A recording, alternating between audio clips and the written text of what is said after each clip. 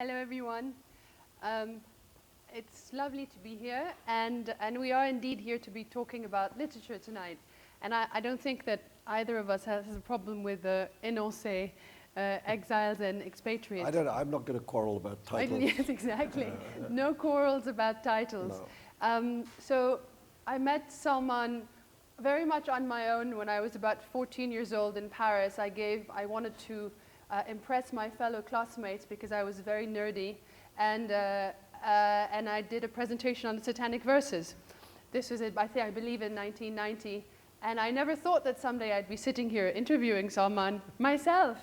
It's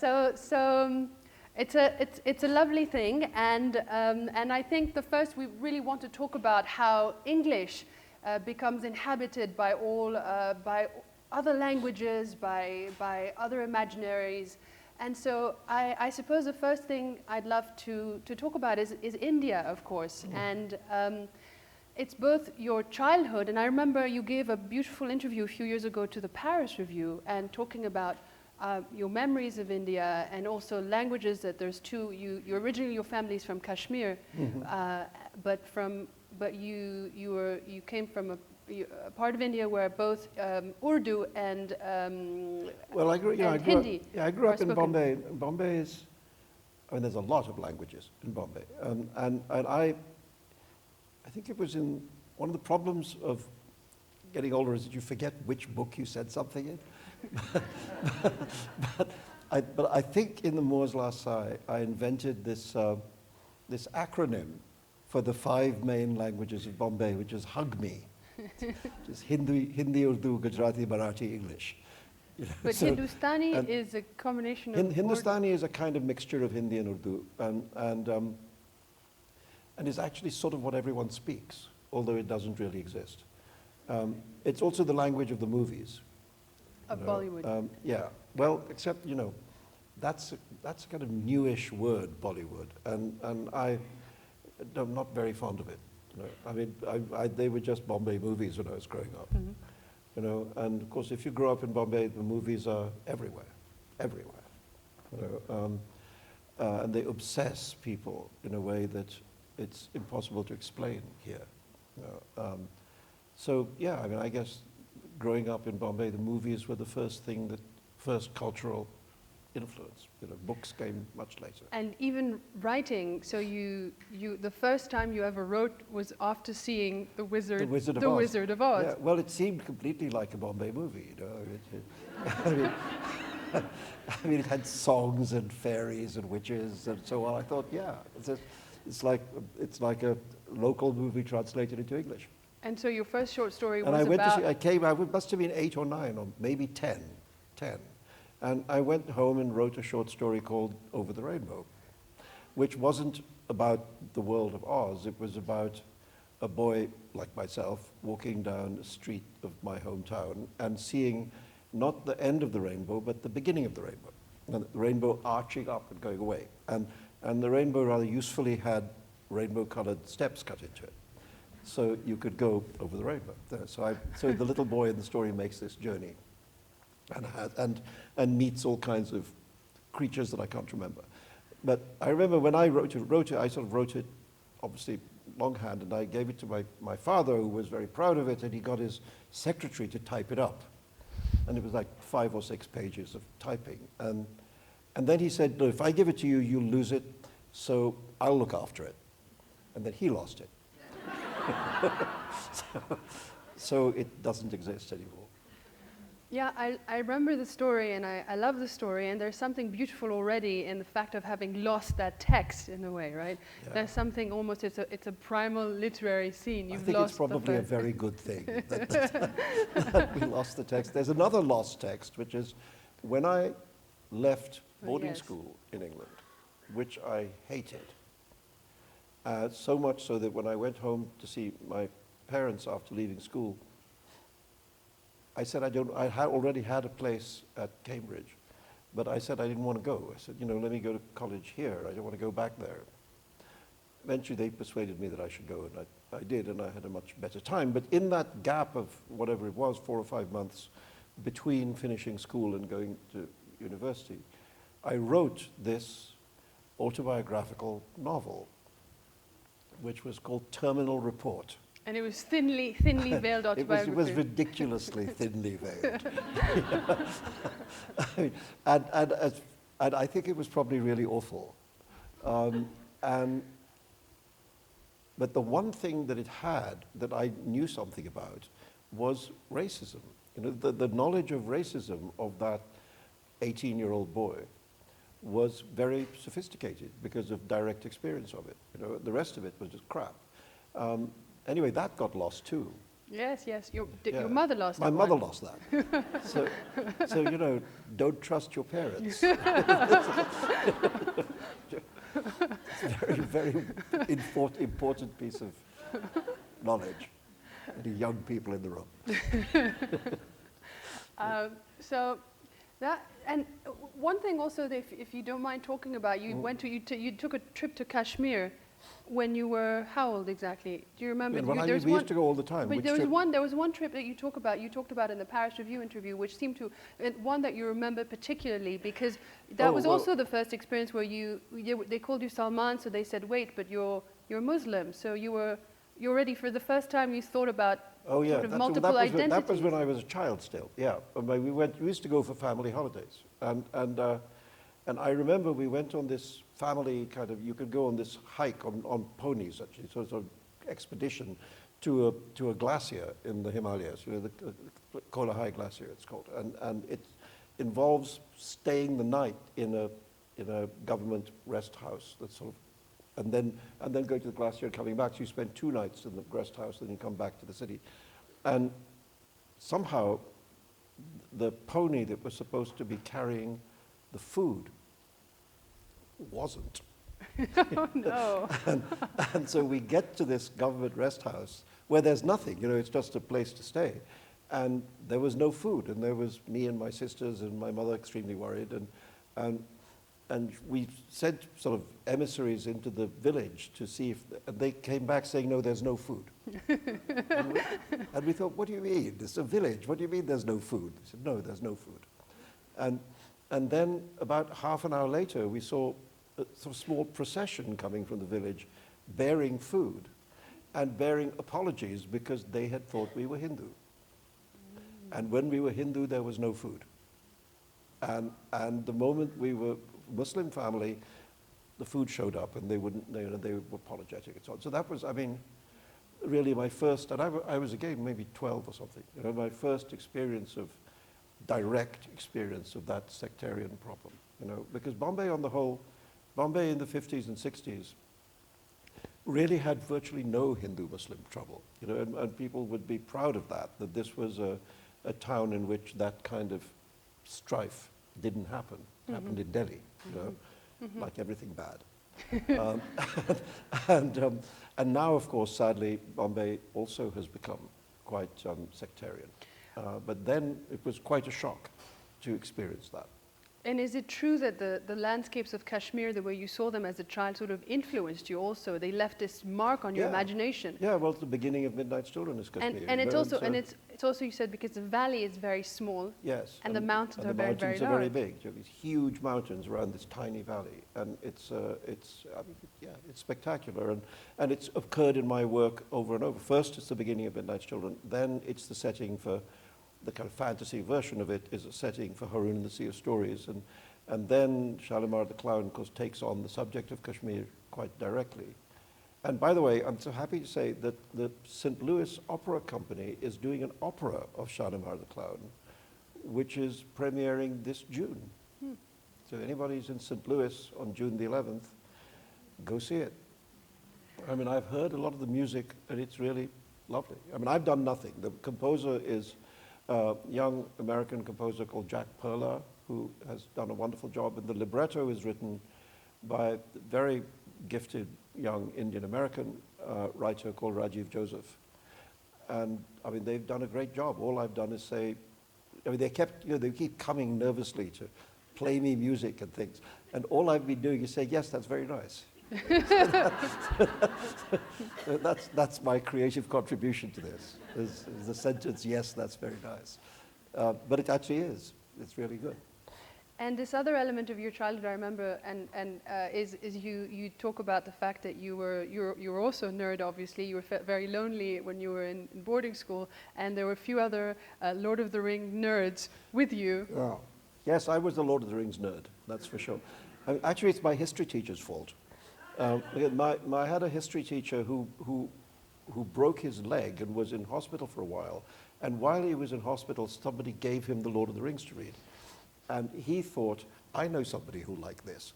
So when he came back out of hospital, he said to me, there's this book you must read, and so gave me a copy of it. And I mean, I almost failed my end-of-term exams, you know, because I was lost in Middle-earth. I can't do it anymore, but there were periods when I could actually recite some of the Elvish, you know, and actually even, you know, the words engraved on the inside of the ruling ring, which are in the language of Mordor. I could do that, yes.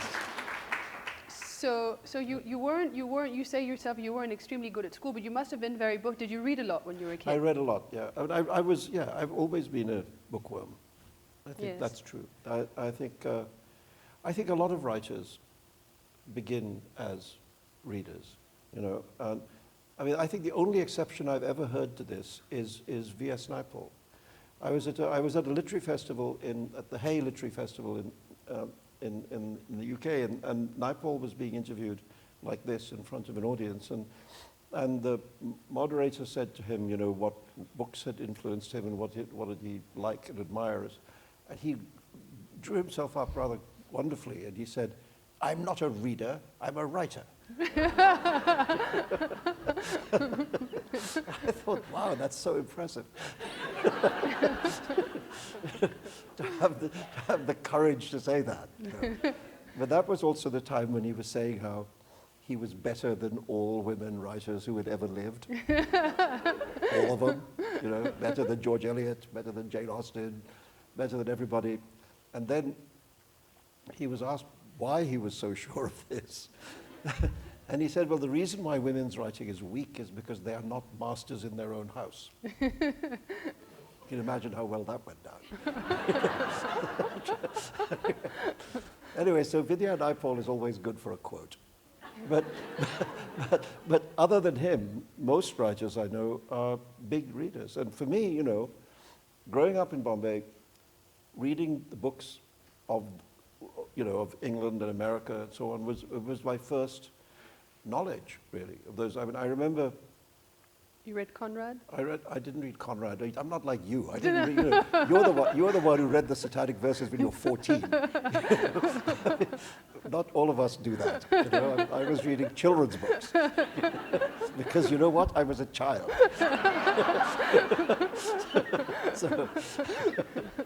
But I remember reading, there was a sequence of English children's books by a writer called Arthur Ransome, which were known collectively as Swallows and Amazons, because there were these two families who had boats, and one of the boats was called Swallow, and one of the boats was called Amazon. So, and these two families of children in the Lake District, sort of sailing on the lakes. And I remember reading some of those books and being very impressed by how much personal freedom these children had. That their parents let them go off in these boats, unsupervised, and sleep on islands by themselves. And I thought, how could this feel like, I thought this was real fantasy. You know, how could children possibly be allowed to behave like this? And made me think that England must be an amazing place because you could run wild, you know, and it isn't. And you can't. But the books were great, you know, and it's very interesting what books get, you know, travel. For instance, Alice in Wonderland, certainly I read as a child. But Winnie the Pooh, no, I didn't. It somehow didn't get there. So, I mean, I read Winnie the Pooh stories much later when I was kind of too old for them, you know. And then there are wonderful American books that didn't get there at all, you know, like people like, you know, like the Phantom Tollbooth and so on. I mean, that didn't get there at all, and I had to discover that again much later. And another part of your life I love is the fact that you wanted to become an actor, Yeah. and when you were in London. Yeah. And in fact, the first time I actually saw you in real life was in 1998 at Harvard, when you just published The Ground Beneath Her Feet. Yeah. And I came to a reading. And I was so surprised because most readers are not very good speakers. And you were reading so eloquently, and at times it seemed like you were looking at the audience. And I was wondering if you were actually talking at times or really reading. And then you mentioned that you had wanted to be an actor, and Yeah. all of a sudden it made Yeah, sense. it was the other. I mean, it wasn't.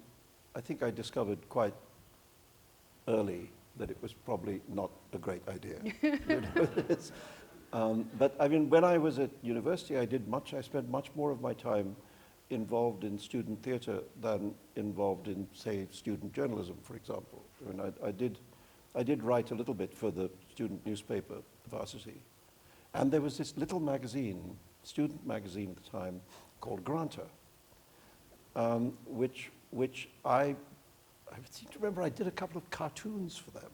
I think I did cartoons for them. And then it went bankrupt. It disappeared. It was this old student magazine that I drove into bankruptcy. And then many years later, I mean, like in the very, very end of the 70s, early 80s, it became revived, or the title was available. I think Bill Buford was able to buy the title for like £100 or something, you know, and revive it as a literary magazine, and then that became important in my generation of writers. You know, I think literary magazines do. I mean, Granter is interesting because it has a very effective second act. You know, that it's again very significant magazine. And you dedicated The Enchantress of Florence to Bill Buford. Yeah, well, I mean, for a number of reasons. One is that I think Bill's period of editing Granter, which was through the 80s, really, made it a magazine where a lot of us who were emerging writers at that time, it kind of became our house magazine. Mm-hmm. You know, so people like Martin Amis, Ian McEwan, Julian Barnes, Kazuo Ishiguro, Angela Carter, Jeanette Winterson, and Ben Okri, and you know, a very long list. It was a quite remarkable moment in British literature, I think. Yeah. You know, and Granter became the magazine where we would all give stuff. So my relationship with Bill was very close, and then he published Haroon and the Sea of Stories, you know, and did a wonderful job publishing that. You know, and one of the great disappointments is we did a beautiful illustrated version of Haroon and the Sea of Stories, which the American publisher declined to publish. Mm. So the English edition of it which is now out of print, it was incredibly beautiful, but it was never published here. Yeah, there are no drawings in my book. Yeah, so any publishers in the room, you know, see me later. So we were talking the other day about this wonderful quote, this wonderful sentence by Nabokov, where he talks about having left Russia and how much it influenced his writing, and especially his writing in English, paradoxically. And he talks about his exile as, you know, of course he's a writer of nostalgia and of remembering Russia. I think much of his obsession, even with adolescence, is an obsession with Russia and with first love. And he has this wonderful sentence where he says, "A syncopal kick I would not have missed for worlds." So what was your syncopal kick? What initially was the first rift with India, with your childhood? Yeah. What put it behind you? I'm glad we can start a little bit with Nabokov, because I've always been, for obvious reasons, very drawn to writers who cross language frontiers. You know, and Nabokov is one of the very few writers you could say have been great writers in more than one language. You know, I mean, Brodsky, yes, but Brodsky's criticism in English is great, but his poetry, poems, not so much. Yeah. You know, and I mean, Beckett, I suppose.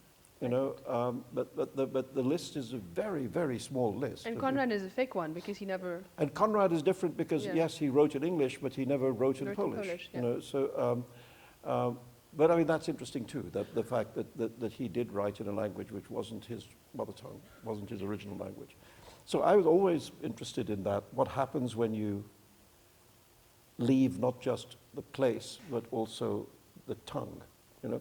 I mean, it's a little bit different because growing up in Bombay, I mean, you know, I spoke English in Bombay too. You know, and so in fact I went to what is called an English medium school.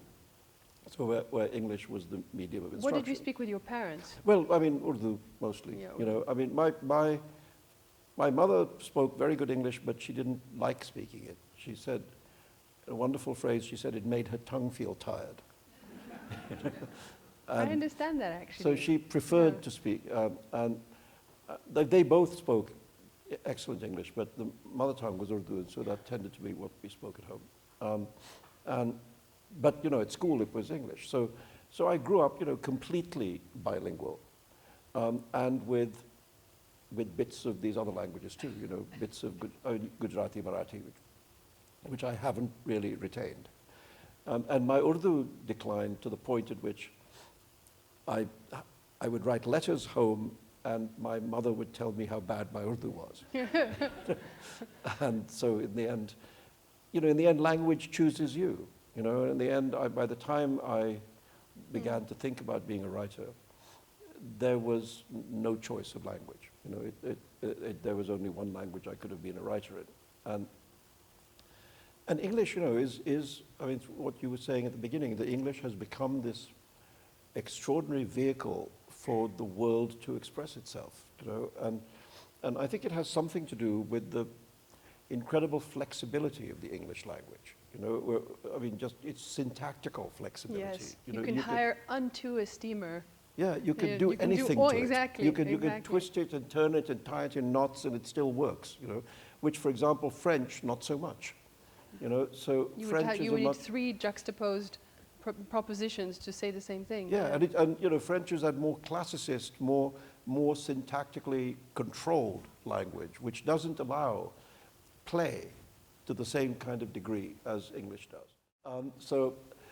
But certainly I think the way in which English, well, of course, you know, let's start right here. I mean, in America, English has gone through so many metamorphoses, you know, where there's not just one English here, there's a whole range of them. You know, there's the English of the South is not the English of the North, and the English of African Americans is not the English of WASPs, you know, and so on. So English has gone through all these variations here, and shown itself to be capable of reflecting the realities of many different kinds of experience, you know, and I mean, Irish English, of course, the Irish did this quite early on, you know, and I mean, Joyce, who used to pretend that he wasn't interested in politics, you know, even though his book is full of the Irish nationalist movement, you know, and he certainly, part of his language project was to create an English which didn't belong to the English, you know,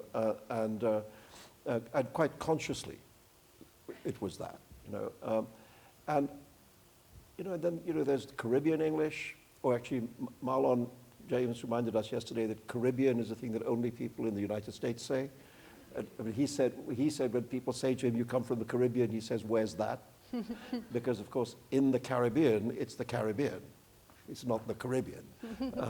So just a little pronunciation note.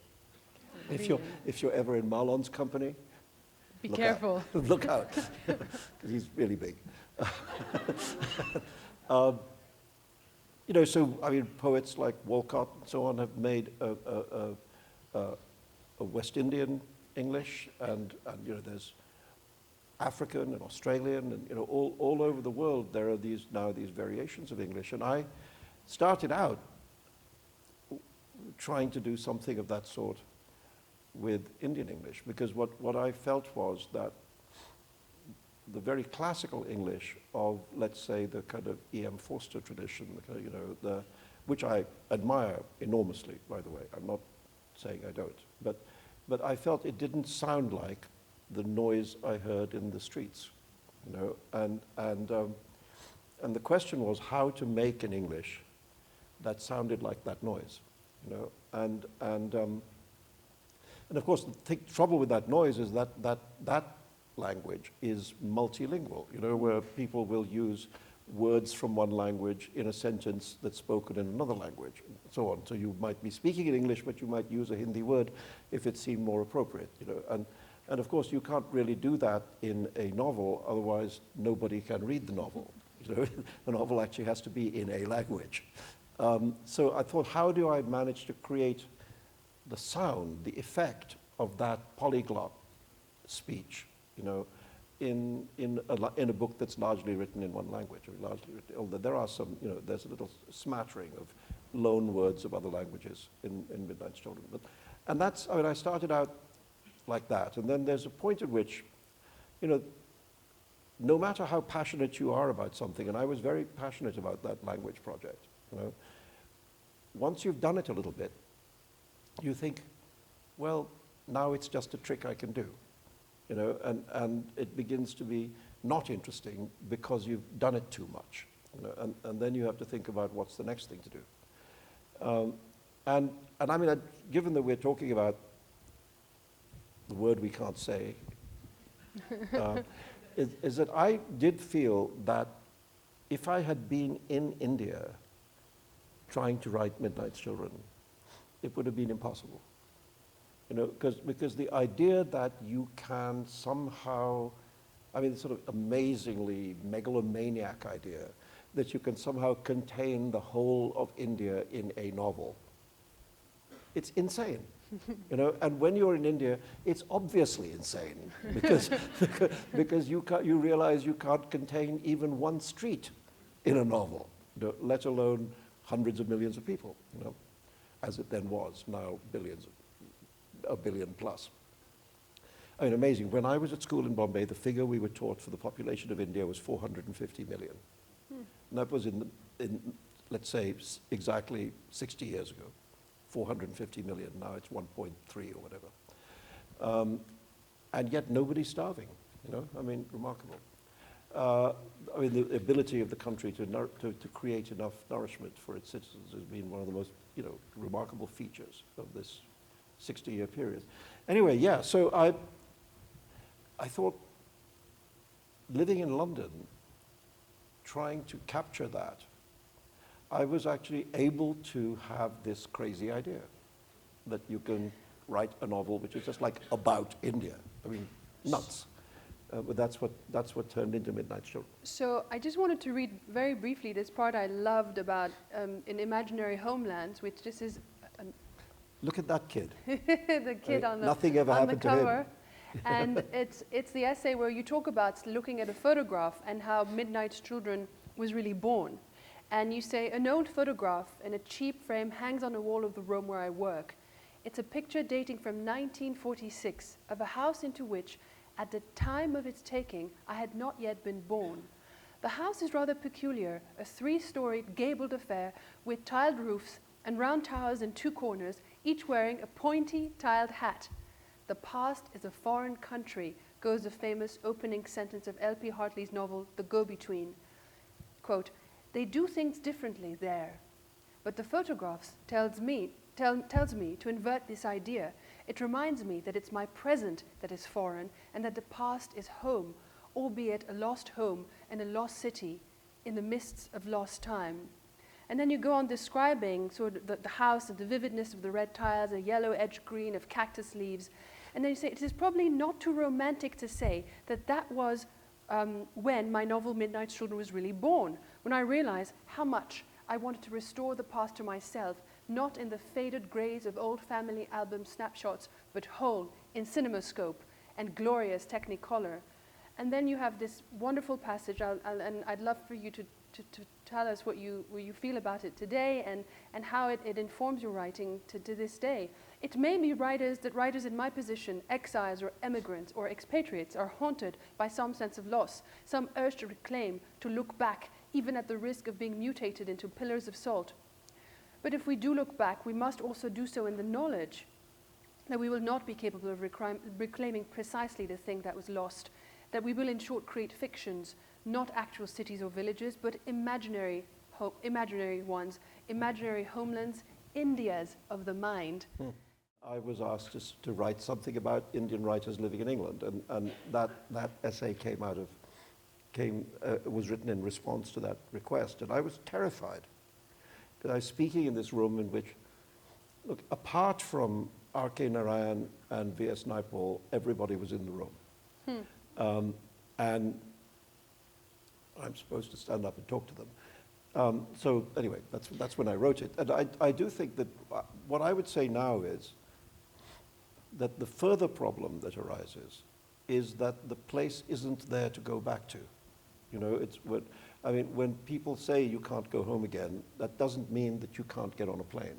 You know, of course I can get on a plane and I can go back.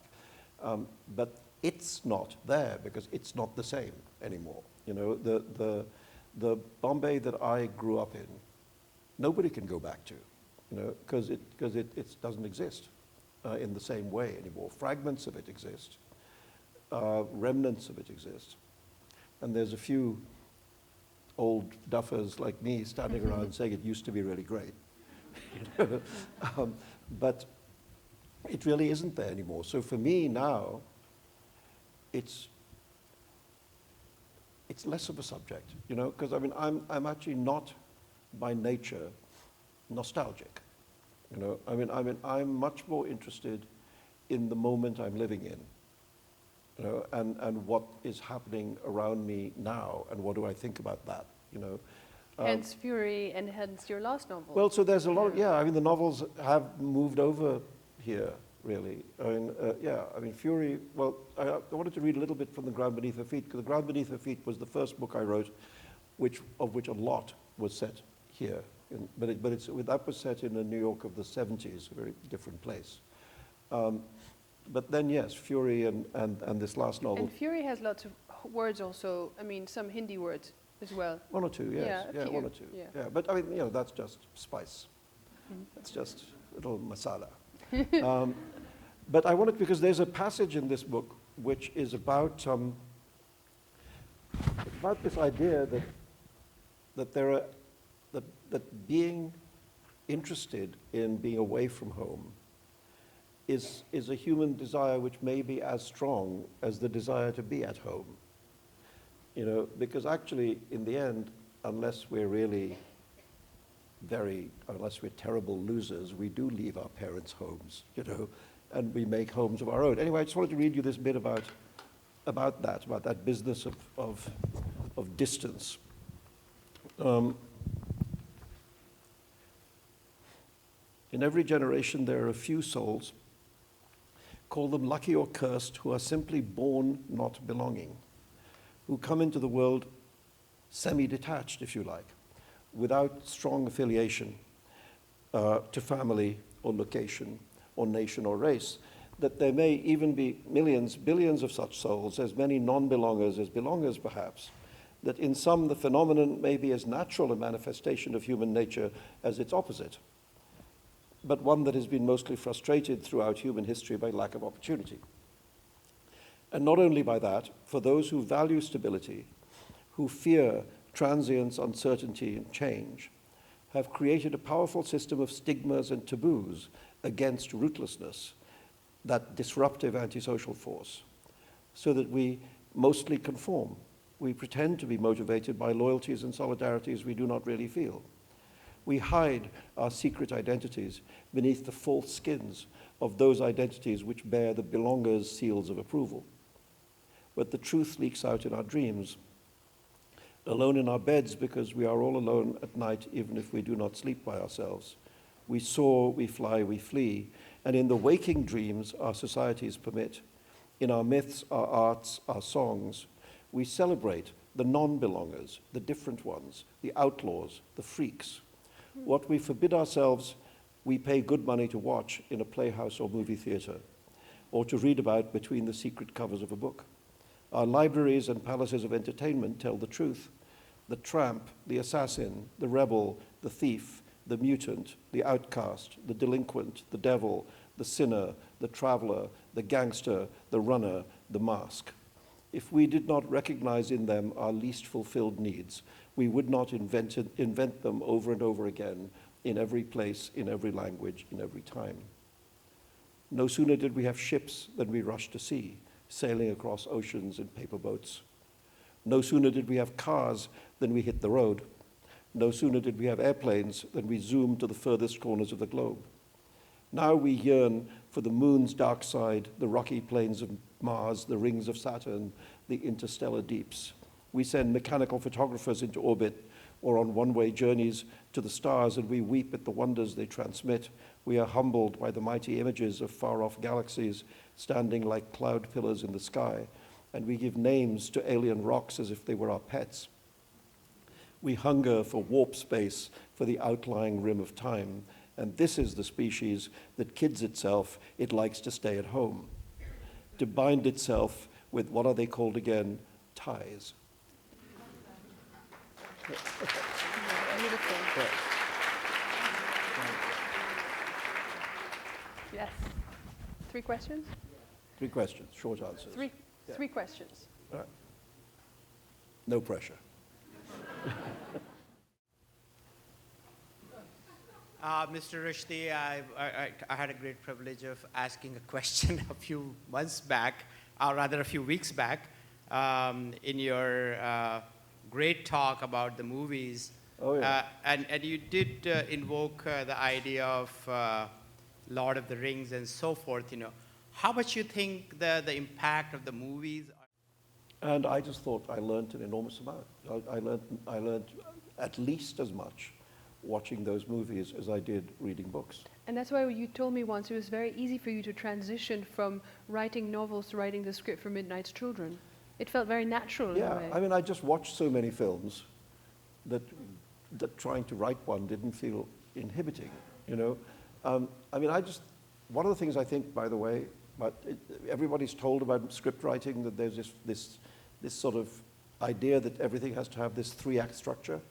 Nonsense. It's complete nonsense. It's complete nonsense. The only way to write a movie is to close your eyes and run the movie in your head, and then open your eyes and write it down. And that works. That just works. A 3-act structure is nonsense. I'll tell you, there's a very funny story.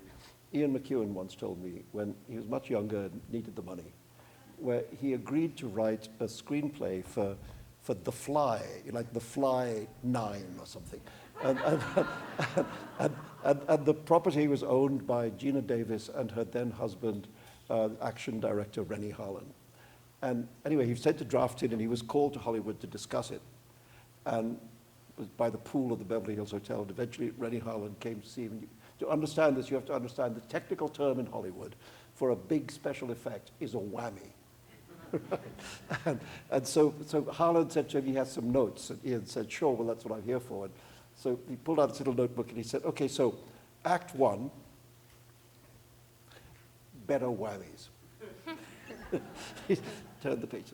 Act 2, more whammies.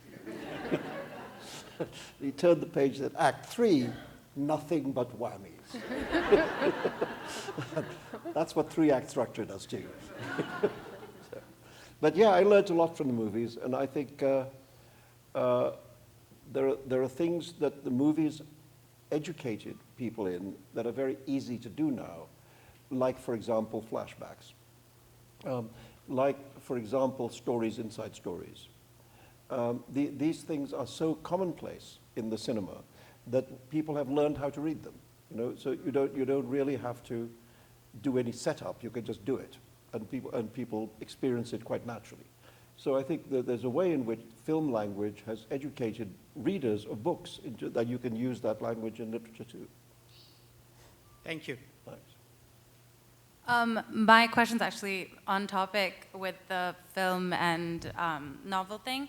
So you had said growing up in Bombay, you were immediately immersed into this culture of Bollywood, and that was the first, I guess, exposure you had to media and what was in the world around you. So considering that and your affinity for film, what directed you into writing novels, and how did you find that your experience writing a screenplay was different from your experience writing and creating a novel? Well, I mean, the difference is easy to explain. It's that, first of all, a screenplay, a movie is a completely collaborative act. You do it with someone else. I mean, in this case, the director, Deepa Mehta, and I work very closely together. And secondly, a screenplay is only a step on the way to a work. A screenplay is not a work in itself. It's a stage in the making of a film.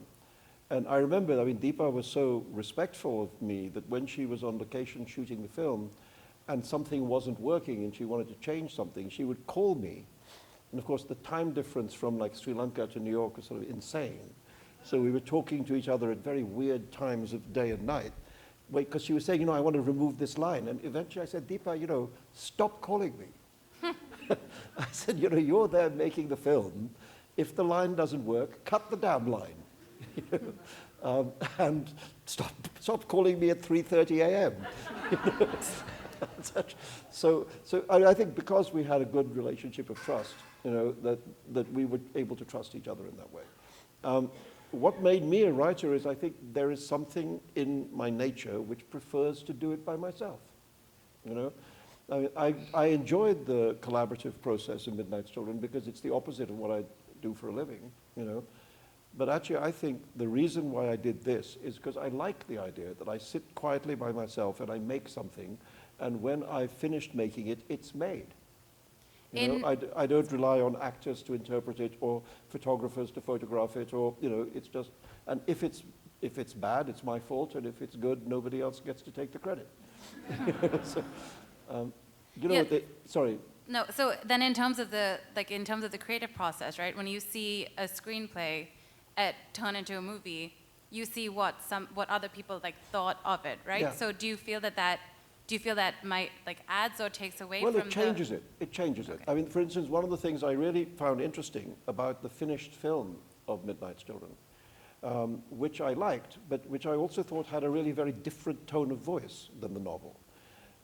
That, you know, the novel is kind of funnier and wilder than the film. The film is more quiet. And the film is quieter and more emotional. Yeah. You know, and I quite like that, because that's Deepa's nature as a filmmaker, is to look for the emotional center of a scene and always focus on that, you know.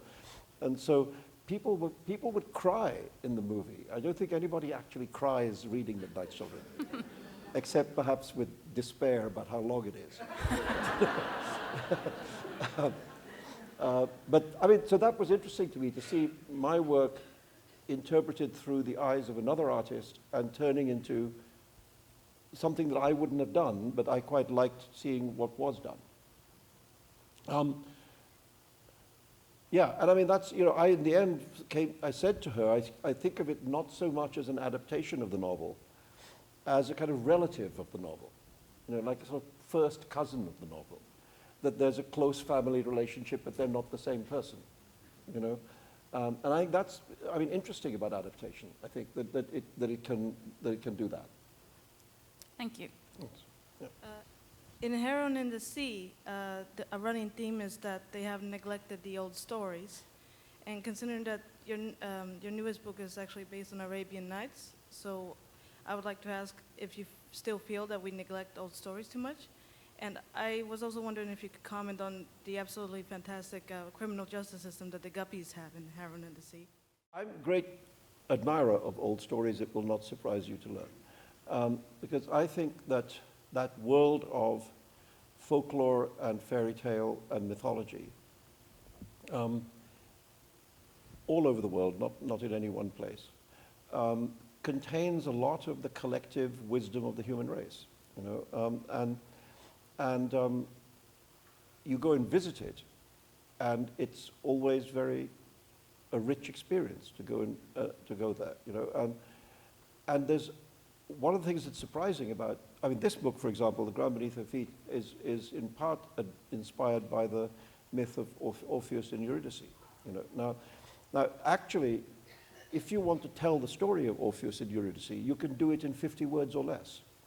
You know, it doesn't take very long to do it. It's a paragraph, you know, and yet in that story there's an unbelievably concentrated amount of information about love and art and death, you know, compressed into this extraordinarily small space, you know, and then you can start unpacking it, you know, and it becomes like Mary Poppins' bag, you know, just endless amounts of stuff comes out of it.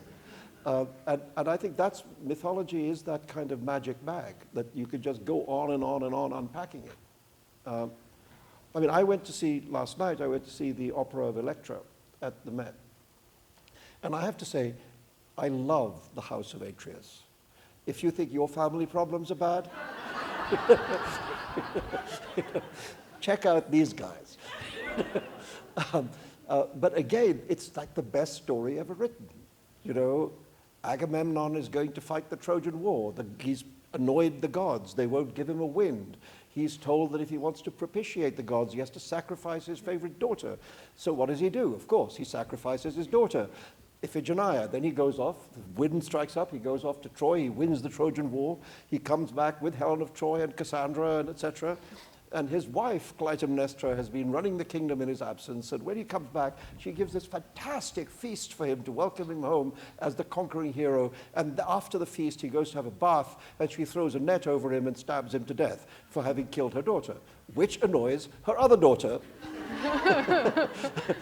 Electra, who then does, you know, so it just goes on and on. It's wonderful. I mean, if in doubt, kill your family. Great plot advice. Can we have 4 questions? Yes, of course. Since it's Passover, right? Oh, you have someone else? Okay.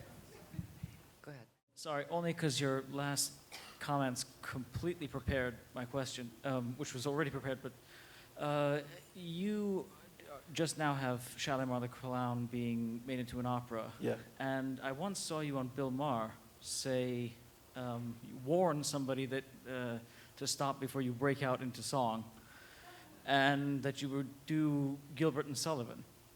And I wanted to ask you, I'd love to hear you on Gilbert and Sullivan. Where is Gilbert and Sullivan in your work? Oh, And no, I don't know, there's not enough time to go into Gilbert and Sullivan right here, but what I did think is that another of my books, Haroun and the Sea of Stories, was made into an opera here by the New York City Opera. And the libretto there was written by the English poet James Fenton, and it reads exactly like a Gilbert and Sullivan operetta. It's incredibly funny. And it's so funny that when the opera was being performed and the overtitles would come up, the audience began to laugh before it was sung. because they were reading the title and it was making them laugh. Then the poor idiot on stage had to sing it. I thought, very cruel of James Fenton to write a libretto that's so funny that the laugh comes before the singing of the line. But I mean, the music wasn't very operetta-like, but the libretto was. And I sometimes think that I would like to see what would happen to that libretto if it was given a different musical treatment. You know, it might be interesting anyway. Yeah. James. Good. Oh, good. Okay, so my last question is, reading Midnight Children, I thought, you can't learn how to write a book like this at Iowa Writers Workshop, right? I mean, Yeah. It's not sort of the thing that people just do. When did you figure out or feel this innate sense of being destined to be a writer? Oh, well, first of all, I have to say, I never studied literature. That was one advantage. But you did read it, like Nightfall. I did read it, but I never taught it. And actually, when I was offered to come here and teach at NYU, one of the only conditions I made was I don't want to teach creative writing. And Tom Carew, the Dean of Arts and Sciences, said to me, well, that's fortunate, because as it happens, we don't want you to teach creative writing. so we were in complete agreement about that. And yeah, I mean, it's not very creative writing-y, my writing.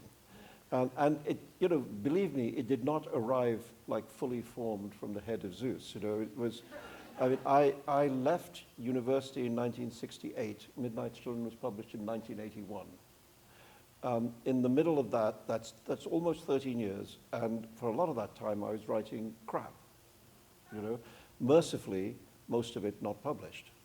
And a friend of mine who's a playwright said that one of the advantages of being a novelist is that you can write your juvenilia privately and nobody else ever sees it. And then you write something good and everybody says, gosh, where did he come from? Whereas if you're a playwright, you have to do that growing up in public. You write the plays don't exist till they're performed. And so you write your first stumbling plays and everybody tells you they're crap, and then you sort of go on and hopefully get better. This is unless you're Tom Stoppard, in which case your first play is a colossal success and work of genius. But it took me a long time. It took me a long time to find my way to finding out what I could do. And, you know, amongst my contemporaries, there were writers, I mean, like Amos and McEwen, for example, seemed to come out of the egg like fully formed. You know, and in their 20s were writing brilliant work. So, of course, you know, I hated them. I mean, later they became my friends, but I hated them. I thought, where do you get it from? You know, but I just sometimes it's slow. You know, sometimes you really have to try things and discard them and get things wrong and etc. And eventually strike a note that seems to you to be worth playing. There's a little passage at the very beginning of The Enchantress of Florence that reminds me of you. Oh yeah. As soon as he fell asleep, half the world started babbling in his brain, telling wondrous travelers' tales. In his half-discovered world, every day brought news of fresh enchantments. The visionary, revelatory dream poetry of the quotidian had not yet been crushed by a blinkered, prosy fact. Himself a teller of tales, he had been driven out of his door by stories of wonder. And at the very beginning, what the little passage you use is from Mirza Ghalib, and he says, "If there is a knower of tongues here, fetch him. There's a stranger in the city, and he has many things to say." Well, Thank you. storytelling, you know, is a great human pleasure and need. You know, I think I've always thought that you don't have to be a professional writer. You know, we all do it. And I think when children are born, you know, once children feel that they're safe and loved and fed, you know, etc., the next thing they want is a story. Tell me a story, you know. And so that desire for story is deep in the DNA, you know, that we are, I've said it a million times, I'll say it again, we are the storytelling animal, you know. We are the only creature on this earth that does this very strange thing of telling itself stories to understand what kind of creature it is. And some of those stories are true stories, some of them are made up stories, some of them are family stories, you know, some of them are national stories, some of them are religious stories, you know, but we all tell ourselves these stories, and through those stories we understand ourselves. You know, we are a narrative animal. And so, for me, I mean, there are writers for whom story is not the driving impulse of their work. You know, it can be, because a book can come from many places. But for me, my view is that the story is the engine, you know, and if you're going to build a big car, put a big engine in it. You know, if you have a big car with a little engine, it's not very impressive, you know, and there are books I can say, but I'm not going to. Thank you so much. I cannot remember if Philip said that Salman himself created the World Voices Festival. Yeah. So, Well, with little help from my with some friends. help from others, but you did. So we're here because of you, but you're here because of you also. And thank you for this Thank you. Well, lovely evening. thank you.